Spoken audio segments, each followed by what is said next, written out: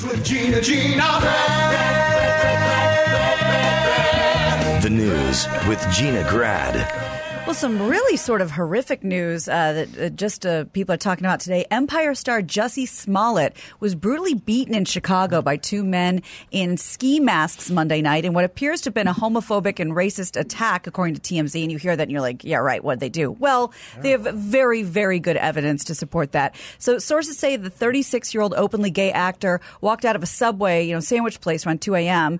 when the two men approached him. Oh, by the way, we got to get rid of the Subway, the F word. LT, walked out of the subway. It's like, you don't be riding that subway that late at night. I want a hoagie. Right. Yeah. You didn't see that movie, The Warriors? Warriors. What are we doing carrying a sandwich when you're on a train? Were you asking for it? Yeah. So they beat him up, then reportedly tied a rope around his neck and poured bleach on him. Witnesses say they ran off yelling, "This is MAGA country." And remember, this is Chicago. Okay. So this is bizarre. Definitely not MAGA country. No, it's not. Smollett was taken to the hospital, treated for a fractured rib. He was discharged Tuesday morning. Chicago police are investigating the attack. They're treating it as a possible hate crime. How do you know who he is? Empire.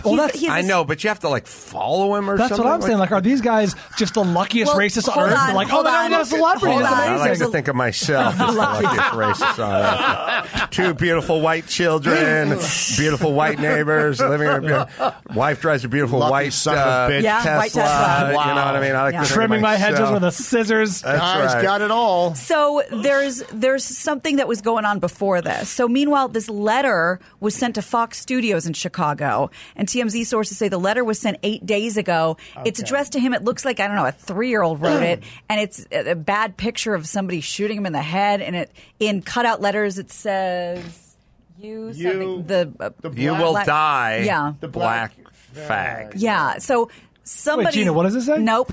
So somebody is targeting this poor guy. Clearly and an English put him in the person hospital. talking about a black cigarette. Christ. Right. Here's what I'm going to say up front right away. I hate to even say this because it's. I hate that I have this feeling, but I don't think it's real. I think it's set up. I think that's bullshit. I think the fact that they had bleach on them in Chicago, hoping that some black guy would walk in and they'd do this and have a rope. There's something about this that stinks. It's too perfect. Now, AJ, I will speak to that, saying when I read this headline and I was reading, I was like, this just doesn't add up. Ooh. We're going to find out tomorrow something is off on this. It's so bizarre and it's so horrific. I thought the same thing. What are we going to find out that hopefully contradicts this, because it's horrific? Is the bleach a sort of white skin, black skin thing, or is that just symbolic of, I don't think he has dirty clothes ordinarily. No, it's symbolic of turning white.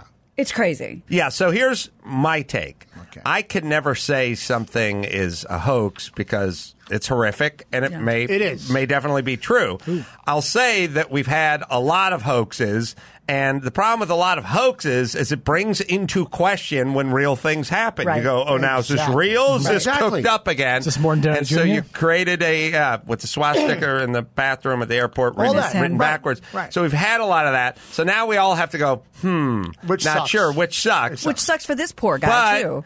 If you think about it, statistically, we live in a world where it's like, oh, it's so racist, we're homophobic, we're racist, we're homophobic, and then the big stories come out, and then we get a little peek behind the curtain, and it turns out there was a lot more going on, and it wasn't what it was presented at. But there's got to be some, and maybe this is it. Just go back to the march with the Indian and the Covington High School kids and the whole thing. It was filmed from a certain angle, blah, blah, blah.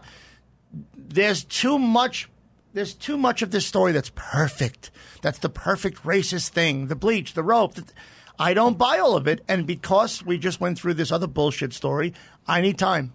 I need time. AJ needs time. All right. Oh, you know what story randomly popped in my head the other day that was similar in the sense that all of our first instinct was this is horseshit. Ended up being true, apparently. The London kid, either Jason or Jeremy London, the one who was kidnapped and forced to do drugs. Yeah, right. And our whole thing was like, some guy's forced to do drugs. In Palm Springs? I don't remember. I think he ended up in Palm Springs. It was Jeremy or Jason London. Yes. And he violated his parole, and it was like, oh, they forced me to do drugs. Like, sure, buddy, sure. They did! The guys were caught! Yeah. That's crazy. When Morton Downey Jr.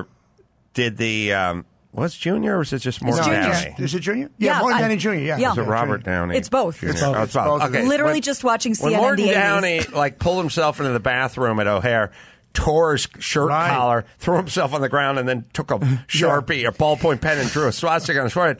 The second we found out he did that to himself, we should have had him killed. Yeah. Well, like as a society, we're like, listen, you have no place that's here. a special circumstances sort of crime. Yeah, I know you didn't take a life. We cannot have you walking amongst us anymore. No, you ruined everything. You're the worst person ever. Yeah. And you shouldn't even want to be alive, actually. If you would do this to yourself.